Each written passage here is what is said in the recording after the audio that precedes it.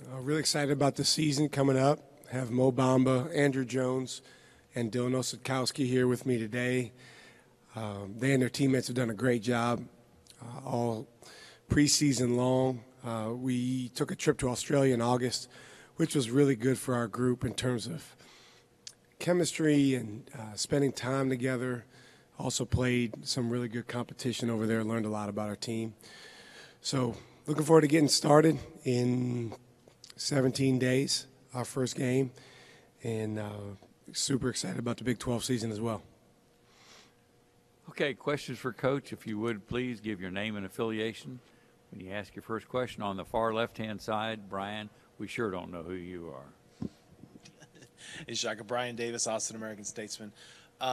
You talked at home about how Dylan was still kind of an under-the-radar player. Bringing him to media day, doesn't that put him on the radar? Isn't that kind of – and jokingly aside, though, doesn't he kind of – he does deserve it, correct? To be here?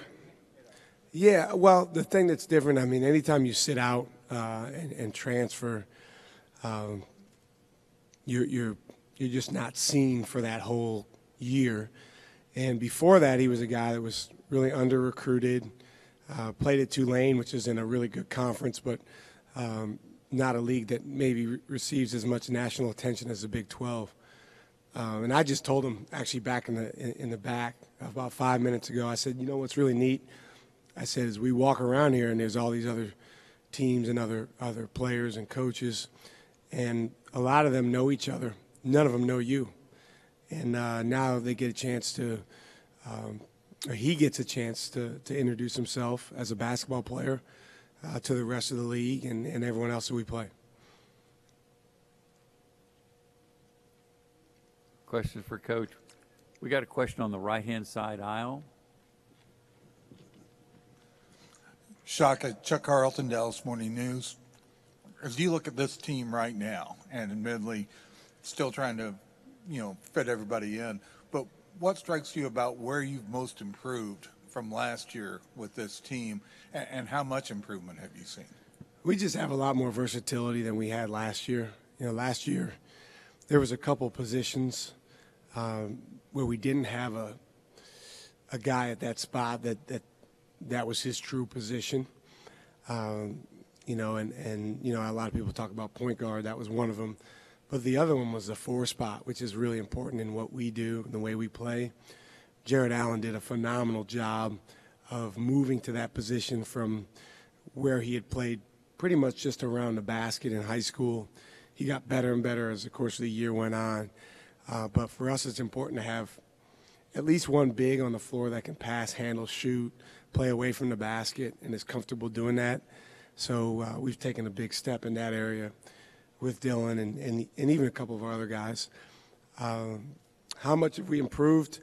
I think we've improved a great deal, but, then again, we haven't played a game since, March, whatever it was, when we played here, against West Virginia. So the exciting thing is getting on the court in a real game against real competition on November 10th and moving forward and getting a chance to test how well we're able to carry over all the things we've worked on culturally and all the things that we've worked on the court. We got a question on the rear, and then we'll come over the middle. Shaka, Wendell Barnhouse, the field house. Talking with Dylan, he said that you guys met pretty soon after last season and kind of talked about, starting a new culture or setting a new culture. And how much can he help you guys just maybe playing with an edge and being just kind of a, tone setter? And is that something you guys really need? And there's no question. I think the fact that he's someone that was very under-recruited, has always been a guy with a chip on his shoulder, is huge for our team. We have some other guys on our team that were very highly recruited and always were, maybe in that position where they were used to a lot of things being done for them. Dylan's been on the other side of that. He came to me as soon as the season got done. He had a bunch of notes that he'd written down. He wanted to talk about leadership and how he could be a good leader for our team. We ended up formalizing our culture, putting it down on paper about a month or two after that, giving it to our whole team, something that we talk about and meet about on a weekly basis. And he's been a really good culture driver from that regard. So excited to see him get the opportunity to actually play because it's been a long time for him. Got a question on the aisle, and then we'll move inside.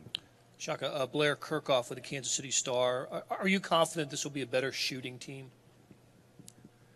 It better be. That's definitely an area where we need to take a big jump from last year. We've shot a lot better in practice, but as you know, carry over to the game is what really matters. I think we have some guys on our team that are better shooters than they shot last year. It's a matter of putting them in position to get high-quality shots as much as possible and then for them to jump up and knock them down. I do think we'll have better passers. There's an old saying in coaching, the passer makes the shooter. And I think we'll have better guys to hit guys on time and on target with passes to create more high-quality shots. But, yeah, to answer your question, I think we'll be a much improved shooting team. Do I think we'll be the best shooting team in the country? Probably not, but I think we'll be much improved. Got a question on the inside, and then we'll come to the outside. Jeff Borzello, ESPN. How much easier does Matt Coleman make it for sort of the rest of the perimeter guys, especially allow them to play off the ball? Yeah, Jeff, it makes it easier for everyone in that he doesn't want to shoot as his first option. He will shoot. If he's open, he shot the ball pretty well from outside. But the first thing he wants to do is get other guys involved. And it's so powerful to have someone like that. Between him and Dylan, those guys can really create offense for teammates and for people around them. And we just didn't have that last year. So I think guys are starting to recognize and learn the value of playing with Matt. And that will get even more powerful as he gets his feet under him. Right now in practice, those other guards, they go at him when they're playing against him because he came in as this guy that everyone anointed as our point guard. But he's handled it really well. Got a question on the aisle. Coach Carlos Mendez, Fort Worth Star-Telegram. How difficult is the first year for a coach in this league? And considering that, what do you think of the job Jamie Dixon did in his first year? I thought he did a great job. I think it's challenging your first year anywhere because there's just so much transition and so much unknown.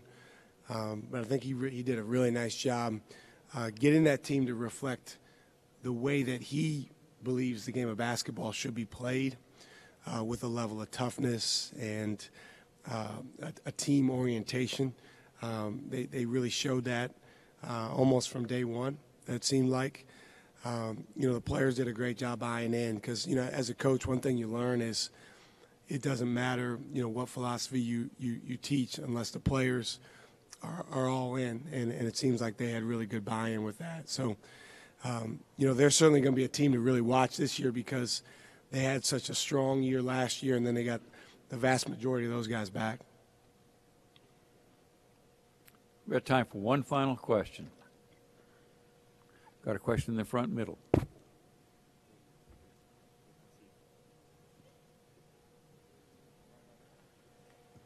Hey, Shaka, Nick Moyle with the San Antonio Express-News. Just to touch on Matt again briefly, you have in him now the true point guard that you really didn't have last year, but obviously a freshman point guard is going to encounter problems. How much freedom are you going to give him to sort of work through the issues that are obviously going to come this season?